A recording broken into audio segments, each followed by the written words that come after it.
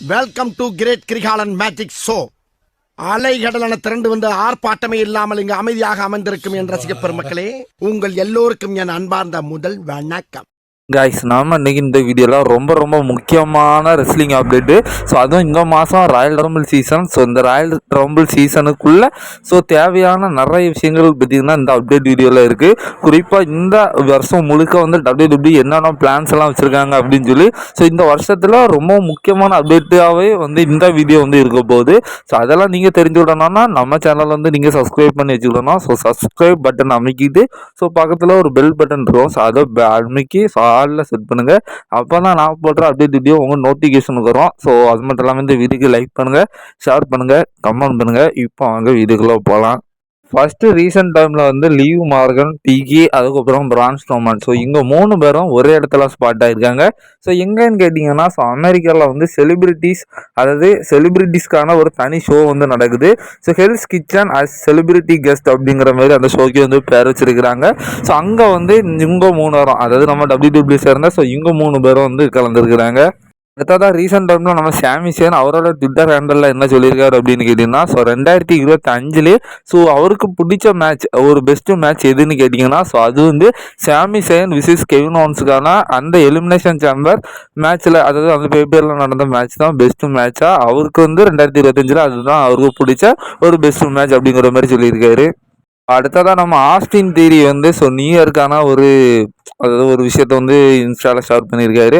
So குறிப்பாக இந்த 2025 அவர் என்ன சொல்லியிருக்காருன்னா, ஸோ இந்த 2025 ஸோ எனக்கு ஹையாக இருந்துச்சு, ஸோ லோவாக இருந்துச்சு. ஸோ இதுக்கு எல்லாத்துக்குமான ஒரு பதிலடியை நீங்கள் எல்லாரும் அதுக்கான ரிசல்ட்டை 2026 பார்ப்பீங்க அப்படிங்கிற மாதிரி சொல்லியிருக்காங்க. ஸோ அதாவது இதுக்கு மேலே தான் நம்ம ஆஸ்டின் தியரியோட ஆட்டத்தை பார்க்க போகிறோம். குறிப்பாக இந்த 2026 ஸோ ஆஸ்டின் தியரியை ஒரு ஹை லெவலில் நம்ம பார்க்கலாம் அப்படிங்கிற மாதிரி ஸோ அவர் இதில் சொல்ல வர்றாரு. பார்க்கத்தானே போற இந்த காளியோட ஆட்டத்தை. அடுத்ததான் நம்ம நேற்று போட்ட அப்டேட் வீடியோவில் பேசியிருந்தோம். ஸோ நம்ம கோடி, அதாவது அந்த ஜனவரி 9ஆம் மாதம் 9ஆம் தேதி நடக்க போகிற அந்த ஸ்மாக் டவுன் எபிசோடில் நம்ம ட்ரூக்கு அகேன்ஸ்டாக 3 ஸ்டேஜஸ் இன் ஹெல் மேட்ச்சில் விளையாட போகிறாரு. ஸோ மேபி அந்த மேட்ச்சில் ஹைலியாக நம்ம கோடி துவக்க தான் போகிறாரு. ஸோ தோற்றதுக்கு அப்புறமா கூட நம்ம கோடி ஸ்கெடியூலாக தான் இருக்கார். ஸோ அந்த மாதம் முழுக்க அவர் ஸ்கெடியூலாக இருக்கார். ராயல் ரம்பிள் வரைக்குமே ஃபுல்லாக வர போகிறாரு. ஈவன் லைவ் வேனில் கூட வர போகிறாரு அப்படிங்கிற மாதிரி ஸோ நம்ம நேற்று போட்ட வீடியோவில் பேசியிருந்தோம். ஸோ அதுவும் ஒரு அந்த மேட்ச்சில் ரீட்டைன் பண்ணிடுவாரோ ஸோ அப்படின்னு ஒரு கேள்வி இருக்குது. ஸோ தோற்றதுக்கு அப்புறமா கூட ஒரு பிரேக் எடுக்காமல் இதுக்கு கண்டினியூட்டியாக வர போகிறாரு அப்படிங்கிற பல கேள்விகள் இருக்குது. ஸோ இப்போ அதை பற்றினா டீட்டெயிலாக நம்ம நேற்று கூட வீடியோவில் பேசியிருந்தோம். ஸோ பார்க்காத ஃப்ரெண்ட்ஸ் அதை போய் பார்த்துக்கோங்க. ஸோ இப்போதைக்கு நீங்கள் என்ன ஸ்க்ரீனில் பார்த்துட்ருக்கீங்களா, ஸோ இது எல்லாமே ஸோ எந்தெந்த டேட்டில் எங்கே எந்த லைவ் ஷோ எந்த ஸ்மாக் டவுன் எபிசோடில் நம்ம கோடி ஸ்கெடியூலாக இருக்கார் அப்படிங்கிற ஒரு ஸ்கெடியூல் தெரிய வந்திருக்கு. அடுத்ததான் நமக்கு ஷேமஸை பற்றி ஒரு அப்டேட் தெரிய வந்திருக்கு. ஸோ இதுக்கு முன்னால், அதாவது ஸோ ஷேமஸ் ரீசெண்ட் டைமில் ஒரு சர்ஜரி பண்ணியிருக்காராம் ஷோல்டருக்கு. ஸோ நவம்பர் மாதம் 2025 அன்னைக்கு ஒரு ஷோல்டர் இன்ஜுரினால ஸோ அவர் ஒரு ஷோல்டர் சர்ஜரி பண்ணியிருக்கிறாராம். ஸோ இப்போ அது நல்லபடியாக எல்லாம் ரெக்கவர் ஆகி அவரும் மேட்ச் கூட பண்ண ஆரம்பிச்சிட்டாரு. ஆனால் அவர் சர்ஜரி பண்ண நியூஸ் கூட அந்த டைமில் வெளியே வரலன்னா பார்த்துக்கோங்களேன். அடுத்ததாக 2026க்கான உமன்ஸ் ராயல் ரம்பிள் மேட்சை யார் வின் பண்ண போகிறாங்க அப்படிங்கிற ஒரு பெட்டிங் ஆட்ஸ் தெரிய வந்திருக்கு. ஹைலி நம்ம பியாங்கா பலர் தான். ஸோ 55% ஸோ ராயல் ரம்பிள் 2025 2026 ஜெயிக்க போகிறாங்க அப்படிங்கிற மாதிரி சொல்லப்படுது. ஸோ அவங்களுக்கு தான் ஹையாக பெட்டிங் ஆட்ஸ் தெரிய வந்திருக்கு. ஸோ அது போக யார் யாருக்கு எத்தனை பெர்சன்டேஜ் இருக்குது அப்படிங்கிறத ஸோ கீழே நீங்கள் அதில் பார்த்துக்கலாம். ஸோ திரும்பையா அப்படிங்கிற மாதிரி தான் இருக்குது. ஸோ ஏன்னு கேட்டிங்கன்னா, ஸோ இப்போ வேறு ஆட்கள் கிடையாது. ஸோ நீங்கள் சொல்லி பாருங்கள். ஸோ அதாவது நம்ம உமன்ஸ் டிவிஷனில் ஸோ பேர் சொல்கிற மாதிரி ஸோ 2026 இவங்க தான் ஜெயிப்பாங்கன்னு சொல்லி யாரெல்லாம் அடித்து சொல்ல முடியாது. ஸோ மென்ஸ் டிவிஷனில் ஒரு 10 இடத்துக்கு வேறு அப்படியே இருக்குது. ஸோ அது எல்லோரும் நம்ம பார்த்துட்ருக்கோம். பட் உமன்ஸ் டிவிஷனில் அவ்வளோ ஸ்ட்ராங்கெல்லாம் கிடையாது. யார் வேணால் ஜெயிச்சது போட்டு அப்படின்னு தான் இருக்குது. பட் உமன்ஸில் ஒரு ராயல் ரம்பிள் ஜெயிச்சு ஒரு சாம்பியன்ஷிப்பை ஜெயிக்கணும்னா அதுக்கு ஒருத்தர் இருக்கிற ஆட்கள் ஸோ அந்த பியாங்கா பெலர், ரியா ஃப்ளை, ஸோ லீவ் மார்கன்ஸ் இந்த மாதிரி ஒரு சில ரெஸ்லர்ஸ் தான். ஸோ அந்த வகையில் இப்போ நம்ம ரியா ரிப்ளை எல்லாரும் ஸோ ஓரளவு இந்த வருஷம், அதாவது 2025 டாமினேட் பண்ணிட்டாங்க லீவ் மார்கன்லாம். ஸோ இப்போ இன்ஜுரினால் ரெஸ்ட் எடுத்துகிட்டு இருக்கிற ஸோ பியாங்கா பலர் தான் கரெக்டாக இருப்பாங்க. ஸோ அவங்க சடன்லி ரிட்டர்ன் அந்த ராயல் ரம்பிளில் ஜெயிச்சு ஸோ அதுக்கப்புறம் ரெசல்மேனியாவில் அவங்க மீண்டும் ஒரு மூமெண்ட் கொடுக்குற மாதிரி தான் இருக்குது. ஐயோ மீண்டும் மீண்டுமா டிபார்ட்மெண்ட்டை சேர்த்துக்க ரெக்கமெண்ட் பண்ணுற சொல்லிட்டு திரும்ப திரும்ப அதே வேலையை கொடுக்குறீங்க எவ்வளோ? ஸோ அடுத்தது நம்ம கிறிஸ் ஜெரிகோ வந்து வரக்கூடிய மண்டே நைட் ட்ரா, அதாவது இந்த ஜனவரி மாதம் நடக்க போகிறது, அதாவது இந்த வருஷத்துல மண்டே நைட் ட்ராவில் வந்து ஸோ நிறைய சம்பவங்கள் வந்து நடக்க போகுது. ஸோ அதில் குறிப்பாக வந்து ஸோ நம்மளுடைய கிறிஸ் ஜெரிகோ கூட WWE ரிட்டர்ன் வருவார் அப்படிங்கிற மாதிரி சொல்லப்படுது. ஸோ மேபி ஒருவேளை நம்ம கிறிஸ் ஜெரிகோ ரிட்டர்ன் வந்தால் அவருக்கான பிளான்ஸ் என்னவா இருக்கும், ஸோ அவருக்கு WWE என்னென்ன மாதிரியான பிளான்ஸ் கொடுப்பாங்க அப்படிங்கிறத ஒரு சில விஷயங்கள் தெரிய வந்திருக்கு. ஸோ அதை வரிசையை பார்த்துக்கலாம். ஸோ அதெல்லாம் பார்க்கறதுக்கு முன்னால் ஸோ ஃபஸ்ட்டு ஒன்றை மட்டும் மைண்டில் வச்சுடுங்க. ஸோ கிறிஸ் ஜெரிகோ ஒன்றும் ஸோ ஃபுல்லாக, அதாவது இவங்க கம்பெனிக்காண்டி ஹையர் பண்ணி ஃபியூச்சராக கொண்டு வரல. ஸோ கிறிஸ் ஜெரிகோக்கு ஒரு ரிட்டர்ன்மெண்ட் டூராக கொடுக்கணும் அப்படிங்கிற ஒரு காரணத்துக்காண்டி தான் அவர் ரிட்டர்ன் கொண்டு வராங்க. ஸோ அதனால இதில் ஃபுல்லாமே வந்து ஒரு ட்ரீம் மேட்சஸ், அதாவது ஒரு அவருக்கான ரிட்டைர்மெண்ட் டூர் எப்படி ஜான்சன் ஆகிக்காண்டி ஒரு ஃபியூச்சரில் பார்த்தோமோ ஸோ ரிட்டைர்மெண்ட் டூர் தான். ஸோ அதில் வந்து என்னெல்லாம் நடக்க வாய்ப்பு இருக்குது அப்படிங்கிற மாதிரி பார்க்க போகிறோம். ஃபஸ்ட்டு ரிட்டர்ன் வந்த கையோட ஸோ நம்ம கிறிஸ் ஜெரிகோ வந்து ரே மிஸ்டீரியோக்கு அகேன்ஸ்டாக வந்து அட்டாக் பண்ணலாம் அப்படிங்கிற மாதிரி சொல்லப்படுது. ஸோ பாஸ்ட் லைஃப்பில் ஸோ ரே மிஸ்டீரியோ விசிஸ் கிறிஸ் ஜெரிகோக்கு ஒரு பயங்கரமாக ஃபியூட்ஸு ஸ்டோர் லைன்ஸ் எல்லாம் நடந்திருக்கு. ஸோ அதை ஃபைனல் டைமாக வந்து ஸோ நமக்கு ஜெரிகோவோட லாஸ்ட் ரனில் வந்து இருக்கணும். ஸோ அதுக்கு இந்த மாதிரி ஸோ சடன்லி வந்து கிறிஸ் ஜெரிகோ வந்து ஒரு ஹீல் டன்னாகவே கொண்டு வந்து ஸோ இங்கே 2 பேர்த்துக்குமான ஒரு ஸ்டோர் லைனை கொண்டு போகலாம். ஸோ இங்கே 2 பேர்த்துக்கான மேட்சை வந்து ஸோ ரெஸ்ல்மேனியா 42ல் ஒரு மேட்சை வந்து கன்சிடர் பண்ணலாம் அப்படிங்கிற ஒரு மாதிரி ஒரு விஷயம் தெரிய வந்திருக்கு. அதான் வந்து கிறிஸ் ஜெரிகோ ஏஜே ஸ்டைலுக்கு கூட ஒரு டீம் அப் பண்ணலாம் அப்படிங்கிற மாதிரி சொல்லப்படுது. ஸோ ஏஜே ஸ்டைலுக்கும் 2026 வந்து ஒரு ரிட்டர்ன்மெண்ட் டூர் தான் நடக்க போகுது மாதிரி சொல்கிறாங்க.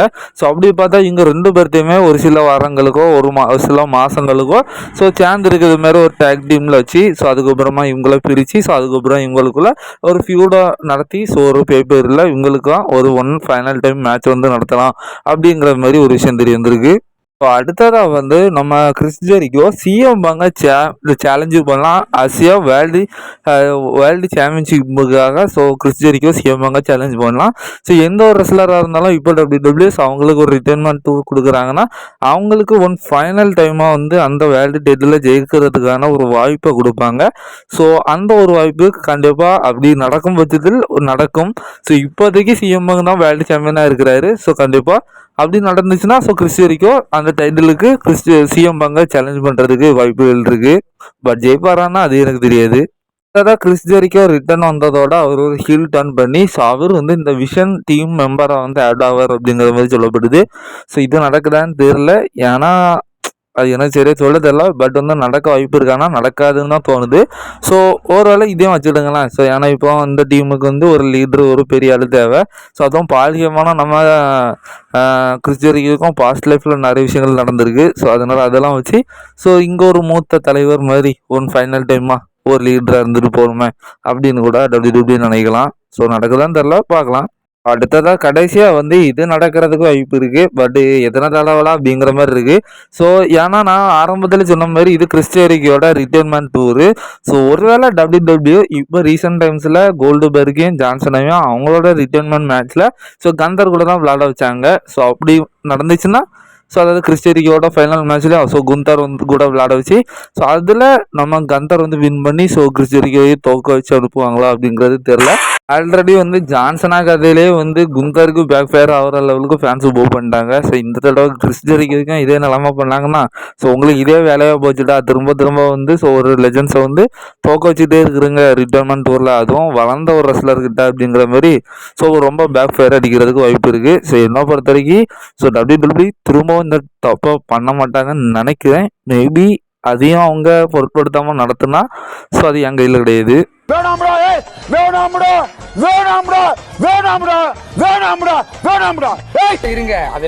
அடுத்ததான் ரீசெண்ட் டைம்ல மேக்ஸின் ருப்பிரிக்கு வந்து கல்யாணம் ஆயிருக்கு. ஸோ அங்கே வந்து செல்சியா கிரீன்லாண்டு நம்ம ஜாக் ரேடர் வந்து கலந்துருக்குறாங்க. ஸோ அதுக்கான ஒரு ஃபோட்டோஸ் எடுத்து தெரிய வந்திருக்கு.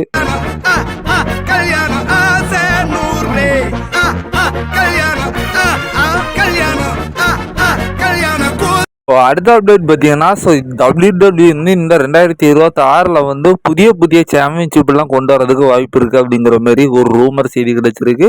ஸோ அதுவும் என்னென்ன சாம்பியன்ஷிப் எல்லாம் புதுசாக வர்றதுக்கு வாய்ப்பு இருக்குது அப்படிங்கிற மாதிரி ஒரு சில விஷயங்கள் சாம்பியன்ஷிப் தெரிய வந்திருக்கு. கொஞ்சம் இன்ட்ரெஸ்டிங்காக இருக்குது. ஸோ வந்துச்சுன்னா உண்மையிலே நல்லா தான் இருக்கும். அப்படி என்னென்ன டைட்டில்ஸ் எல்லாம் வரப்போகுது அப்படிங்கிற மாதிரி வரிசையாக பார்க்கலாம். எதுக்கு இதெல்லாம்? முதல்ல நீ என் முன்னாடி வந்து இப்படி கேட்கறதே தப்பு. ஸோ ஃபஸ்ட்டு வந்து WWE NXT யூரோப் சாம்பியன்ஷிப்பு தான். ஸோ குறிப்பாக WWE வந்து ஸோ NXTயோட அடுத்த கட்ட நகர்வான பிராண்டாக உருவாக்குறதுக்கு ரொம்ப பிளான் பண்ணிட்டு இருந்தாங்க. ஸோ அதுக்கு பேர் NXT யூரோப் அப்படிங்கிற மாதிரி சொல்லியிருந்தாங்க. ஸோ யூரோப்புங்கிறது ஆல்ரெடி வந்து WWEல எப்படி WWE NXT UKன்னு ஒன்று நடத்திட்டு இருக்கிறாங்களோ ஸோ அதேமாதிரி யூரோப்புக்குன்னே சொல்லி நடத்தணும் அப்படிங்கிற மாதிரி பிளான் போட்டுட்டு இருந்தாங்க. ஸோ இப்போ அப்படி ஒன்று நடத்தியாச்சு அப்படின்னா ஸோ மேபி ஒருவேளை இந்த வருஷத்தில் அந்த பிராண்டாக ஓப்பன் பண்ணுறாங்கன்னா ஸோ அதுக்குன்னு சொல்லி தனி டைட்டில்ஸ் தேவை தானே. ஸோ அந்த டைட்டிலில் வந்து இந்த WWE யூரோப் டைட்டிலாக இருக்கட்டும் அப்படிங்கிற மாரி ஸோ கொண்டு வரலாம் அப்படிங்கிற மாரி சொல்லியிருக்காங்க. ஸோ அதுக்கு முதல் அந்த டைட்டில் வந்து அதாவது அந்த பிராண்ட் வந்து வரணும். ஸோ வந்தால் தான் இது நடக்க வாய்ப்பு இருக்குது. ஸோ அது வருதா அப்படிங்கிறத பொறுத்து தான் பார்க்கணும். அடுத்ததாக WWE ட்ரையர்ஸ் சாம்பியன்ஷிப் தான். ஸோ குறிப்பாக WWEல டேக் டீம் சாம்பியன்ஷிப் எல்லாம் இருக்குது. ஸோ அது வந்து 2 பேர் இருப்பாங்க. ஸோ அவங்களுக்கான ஒரு டைட்டில் அதுங்க வந்து டேக் டீம் சாம்பியன்ஸுக்காக ஃபைட் பண்ணாங்க. இது என்ன WWE ட்ரையர்ஸ் சாம்பியன்ஷிப் அப்படின்னு கேட்டிங்கன்னா ஸோ ஃபேக்ஷன்ஸ்க்கான ஒரு சாம்பியன்ஷிப். குறிப்பாக வந்து இப்போ விஷன் டீம் இருக்குதுன்னா ஸோ அதில் 3 ரெஸ்லர்ஸ் இருக்கிறாங்கன்னு வச்சுருப்பேன். பிரான் ட்ரைகர், பிரான் சென்டிட், ஸோ அதுக்கப்புறம் லோகன் பால், ஆஸ்டின் தியரிலாம் இருக்கிறாங்க. பட் இந்த ட்ரையர்ஸ் சாம்பியன்ஷிப் அப்படின்னா ஒரு 3 பேர் கொண்டவங்க. ஸோ ஒரு 3 பேர் ஒரு டீமில் இருக்கிறாங்க. ஸோ அவங்கள நம்ம ஃபேக்ஷன் சொல்லிடுவோம்னு வச்சுக்கிட்டுங்களேன். ஸோ அவங்க 3 பேரும் சேர்ந்து ஒரு டைட்டிலுக்காக ஃபைட் பண்ணுவாங்க. ஸோ நிறைய ரெஸ்லர்ஸ் இருக்கிறாங்க, சும்மாவே இருக்கிறாங்கன்னா ஸோ அவங்களுக்கு இந்த டைட்டில் வந்து ரொம்பவும் யூஸ்ஃபுல்லாக இருக்கும். ஒரு 3 பேர்த்த சேர்த்து ஒரே ஃபேக்ஷனாக இருந்தாங்கன்னா ஸோ அதுங்களுக்குள்ள ஒரு சாம்பியன்ஷிப் மேட்ச் நடக்கும். எப்படி டேக் டீம் சாம்பியன்ஷிப் மேட்ச் நடக்கிற டைம்லேயே ஸோ ஒருத்தர் வின் பண்ண டைமில் ஒருத்தர் வந்து அடிப்பாங்க. ஸோ அதே ஒரு பயங்கர இன்ட்ரெஸ்ட்டாக இருக்கும். இதில் 3 பேர் சேர்ந்து ஒரு ட்ரிபிள் த்ரெட்டாக இருப்பாங்க. ஸோ அப்படிங்கிறப்ப இவங்களுக்கான மேட்சஸ் பார்க்குறதுக்கு ரொம்ப நல்லா இருக்கும். ஸோ நல்லா தான் இருக்கும். ஸோ அதை கொண்டு வராங்களா அப்படிங்கிறத நம்ம பொறுத்து வந்து பார்க்கலாம். அடுத்ததாக நம்ம ட்ரைபல் சீஃப் அதாவது WWE ட்ரைபல் சீஃப் சாம்பியன்ஷிப் அப்படின்னு சொல்லி சாம்பியன்ஷிப்பை வந்து கொண்டு வர போகிறாங்களாம்.